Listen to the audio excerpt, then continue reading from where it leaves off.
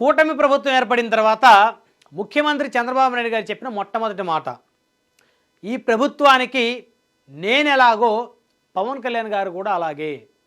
ఒక ముఖ్యమంత్రిగా నేను ఎంత ఇంపార్టెంటో ఈ ప్రభుత్వానికి, ఈ కూటమి పార్టీలకి పవన్ కళ్యాణ్ గారు కూడా అంతే.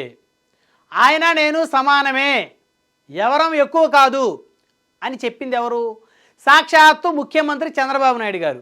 మరి అలాంటప్పుడు తెలుగుదేశం పార్టీ ఎమ్మెల్యేలు పవన్ కళ్యాణ్ గారిని గౌరవించాల్సినటువంటి అవసరం ఉంది కదా, ఆయన మాటకి విలువ ఇవ్వాల్సినటువంటి అవసరం ఉంది కదా. మరి జనసేన పార్టీ ఎమ్మెల్యేలు చంద్రబాబు నాయుడు గారి మాటకి విలువ ఇవ్వకపోతే పవన్ కళ్యాణ్ గారు ఊరుకుంటారా? వెంటనే సస్పెండ్ చేస్తారు, ఒక్కసారి కూడా ఉపేక్షించరు. కానీ ఇక్కడ ఏం జరుగుతుంది? తెలుగుదేశం ఎమ్మెల్యేలు పవన్ కళ్యాణ్ గారి మాటని మీరి వారు ఇష్టానుసారంగా వ్యవహరిస్తూ ఉన్నారు. ఒకసారి కాదు, 10 సార్లు.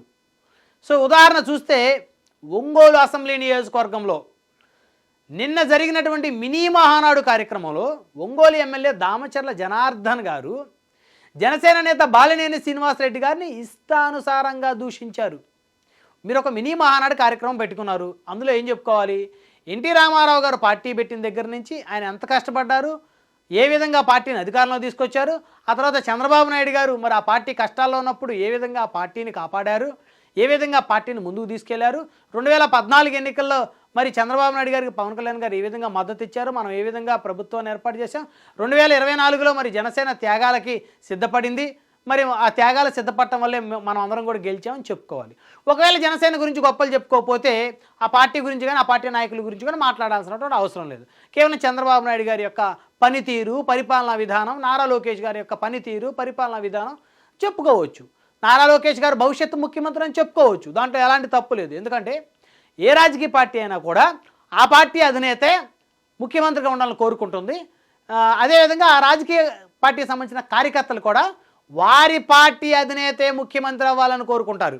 సో కాబట్టి చంద్రబాబు నాయుడు గారు ముఖ్యమంత్రి అవ్వాలి, తర్వాత మళ్ళీ నారా లోకేష్ గారు చంద్రబాబు గారి తర్వాత ముఖ్యమంత్రి అవ్వాలి, కొన్ని సంవత్సరాల పాటు వారే ఉండాలని కోరుకోవచ్చు, తప్పులేదు. కానీ దామచర్ల జనార్దన్ గారు ఏం చేశారు? మళ్ళీ బాలినేని శ్రీనివాసరెడ్డి గారిని గెలికారు. అసలు బాలినేని శ్రీనివాసరెడ్డి గారు ఎక్కడన్నా దామచర్ల జనార్దన్ గారికి అడ్డొస్తున్నారా? అసలు ఆ నియోజకవర్గంలో, ఒంగోలు నియోజకవర్గంలో ఎక్కడైనా ఆయన కార్యకలాపాలకి బాలినేని గారు ఎక్కడైనా అడ్డొచ్చారా? మరి ఎందుకు దామచర్ల గారు పదే పదే వేదిక దొరికినప్పుడల్లా, మైకు దొరికినప్పుడల్లా ఒంగోలులో బాలినేని శ్రీనివాసరెడ్డి గారిని విమర్శిస్తారు, దూషిస్తూ ఉన్నారు? బాలినేని గారి జనసేనలో చేరేటప్పుడు పవన్ కళ్యాణ్ గారు, చంద్రబాబు నాయుడు గారు, లోకేష్ గారు వీరు ముగ్గురు మాట్లాడుకొని జాయిన్ చేసుకున్నారు బాలినేని శ్రీనివాసరెడ్డి గారు. ఆ విషయం అందరికీ తెలుసు. ఆయన అడ్డుకోవడం కోసం దామచర్ల జనార్దన్ గారు పాపం చాలా ప్రయత్నాలు చేశారు. కానీ లోకేష్ గారు ఒకటే అన్నారు, బాబు ఇది మన పార్టీ కాదు, తెలుగుదేశంలో ఎవరిని తీసుకోవాలి ఎవరిని తీసుకోకూడదో మనం డిస్కస్ చేసుకుంటాం, అది వారి పార్టీ జనసేన, వారి ఇష్టం, పవన్ కళ్యాణ్ గారి ఇష్టం, ఆయన ఎవరినైనా తీసుకుంటాడు. సో మేమంతా కలిసి ఒక నిర్ణయం తీసుకున్నాం, దాన్ని నువ్వు అబ్జెక్షన్ చేయాల్సిన అవసరం లేదని చాలా సున్నితంగా తిరస్కరించారు దామచర్ల జనార్దన్ గారిని. అక్కడి నుంచి ఆయన రగిలిపోవడం మొదలుపెట్టాడు. మరి ఒక సందర్భంలో ఆయనకు అత్యంత సన్నిహితుడిగా ఉండేటువంటి కొంతమంది చోటా మోటా నాయకులతో మాట్లాడించారు. మరి అంత పెద్ద ఒంగోలు నగరంలో ఒక పెద్ద బహిరంగ సభలో మరి పవన్ కళ్యాణ్ గారిని దూషించినటువంటి వారు ఉన్నారు. మరి అప్పుడు తెలుగుదేశం పార్టీ ఏమి యాక్షన్ తీసుకోలేదు. అప్పుడు కాస్త లోకేష్ గారు మందలించినట్టయితే తెలిసింది, ఇది కరెక్ట్ కాదు, ఇది కూటమిలో ఉన్నప్పుడు పవన్ కళ్యాణ్ గారిని మాట్లాడటం ఏంటని. సరే, ఆ ఎపిసోడ్ అయిపోయింది, చాలా రోజులు గడిచాయి. బాలినేని శ్రీనివాసరెడ్డి గారు కూడా తానున్న జనసేన పార్టీలో తాను ఎలా ముందుకు వెళ్ళాలి అని చెప్పేసి తన పని తాను చేసుకుంటూ ఉన్నారు. ఒంగోలులో జనసేన కార్యకర్తలు ఎవరన్నా ఉంటే తమ బాధలు చెప్పుకోవడానికి బాలినేని గారి దగ్గరికి వస్తున్నారు. మ్యాక్సిమం ఆయన ఒంగోలు కన్నా హైదరాబాద్లోనే ఎక్కువగా ఉంటున్నారు బాలినేని శ్రీనివాసరెడ్డి గారు.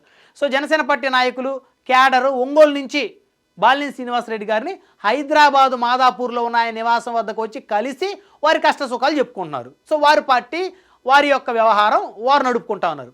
మరి దామచర్ల జనార్దన్ గారు ఎందుకు పదే బాలినేని శ్రీనివాసరెడ్డి గారిని గెలుకుతూ ఉన్నారు?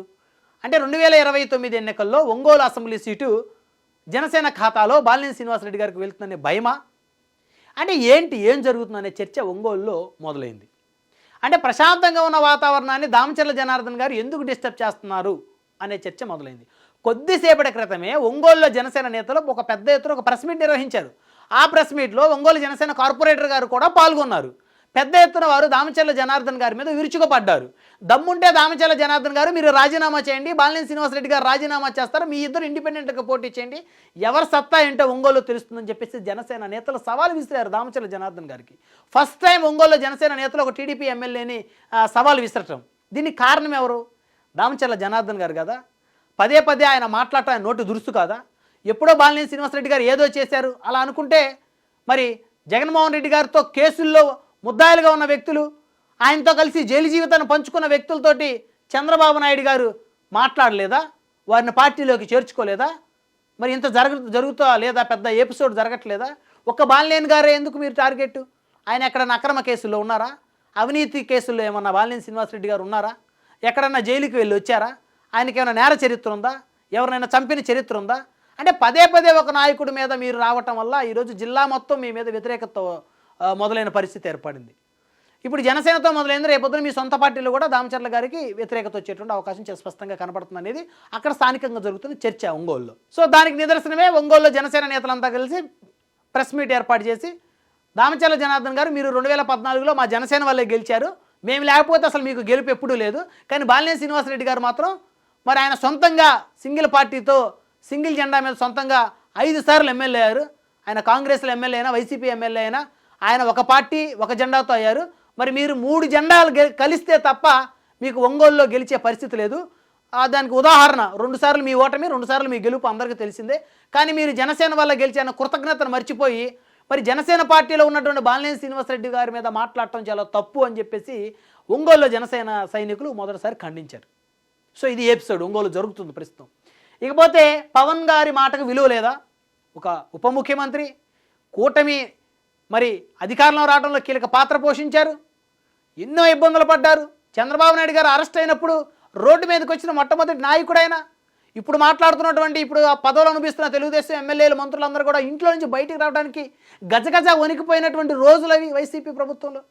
మరి అలాంటప్పుడు మీకోసం ఎన్నో అవమానాలు పడి, ఎన్నో నిందలు పడి, కేవలం 21 స్థానాలకి పరిమితమై తన సొంత పార్టీలో జన సైనికులు సైతం కూడా 21 తీసుకున్నామని చెప్పేసి కొన్ని సందర్భాలు ఆయన విమర్శించి, తన సామాజిక వర్గం నుంచి పెద్ద ఎత్తున విమర్శలు కూడా ఎదుర్కొని నిలబడి మరి ఈరోజు ప్రభుత్వాన్ని ఏర్పాటు చేయడంలో కీలక పాత్ర పోషించినటువంటి ఒక నాయకుడు, సాక్షాత్తు దేశ ప్రధానమంత్రి గారితో కీర్తించబడినటువంటి నాయకుడు, అలాంటి నాయకుడు మాటకు విలువ లేకుండా మరి ఆయన మద్దతుతో గెలిచినటువంటి తెలుగుదేశం ఒంగోలు ఎమ్మెల్యే దామచర్ల జనార్దన్ గారు ఆయన మాటకు విలువ ఇవ్వటం లేదనే సంకేతాలు అయితే రాష్ట్ర వ్యాప్తంగా వెళ్తూ ఉన్నాయి. నిన్న జరిగినటువంటి ఒంగోలులో మినీ మహానాడు ఎపిసోడ్ తోటి.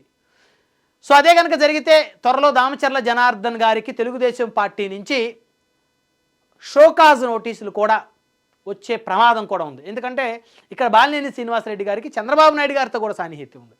చంద్రబాబు నాయుడు గారు 2024 ఎన్నికల ముందు బాలినేని శ్రీనివాసరెడ్డి గారిని తెలుగుదేశంలోకి ఆహ్వానించారు. ముందు ఒంగోలు సీట్ ఇస్తానని చెప్పారు, ఆ తర్వాత దర్శి పొమ్మన్నారు, దర్శి సీట్ ఇస్తానని చెప్పారు. అది వారి మధ్య జరిగిన సంభాషణ.